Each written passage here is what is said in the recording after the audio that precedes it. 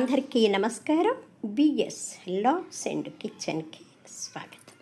ఇవాటి లాగేంటంటేనండి, రామాయ రామభద్రాయ రామచంద్రాయ వేధసే రఘునాథాయ నాథాయ సీతాయ పతయే నమః.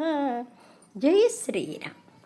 గేయరిపల్లో చెప్తున్న రామాయణాన్ని ఆదరిస్తున్న ప్రతి ఒక్కళ్ళకి కూడా కృతజ్ఞతాభివందనాలండి.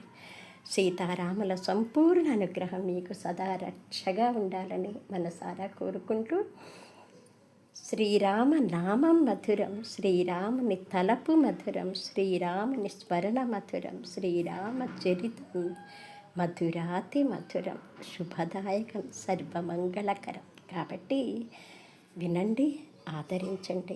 నచ్చితే ఒక్క లైక్ అండి, ఎలా ఉందో కామెంట్స్ పెట్టండి ప్లీజ్ అండి.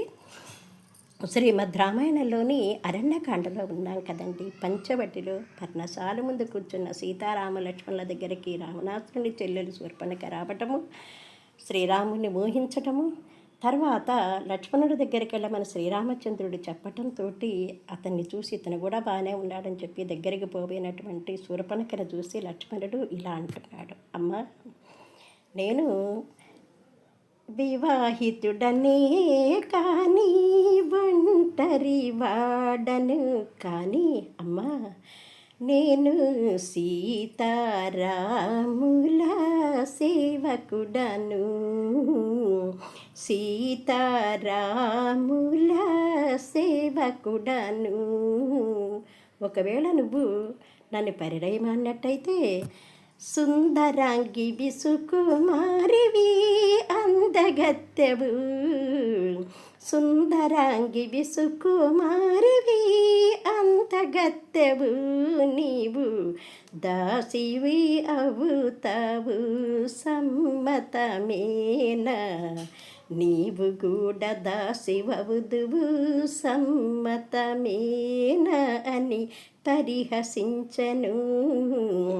పరిహాసముతో నవ్వెను. శూర్పణఖ అర్థం చేసుకుంది, అన్నదమ్ములిద్దరూ తనని చూసి పరిహాసం చేస్తున్నారని చెప్పేసి దీనికి అంతటికీ కారణం అసలు ఈమె కదా, ఈమె కనుక లేకపోతే రాముడు తనను చేపడతాడని చెప్పేసి ఆమె దగ్గరికి పోయి సీతాదేవిని పట్టుకోపోయింది. అప్పుడు సీతాదేవి భయంతో శ్రీరామచంద్రుడిని గట్టిగా పట్టేసుకుంది. జనక మహారాజు ముద్దుల పట్టి జానకమ్మ భర్త వైపు బేలగా చూస్తూ భర్తని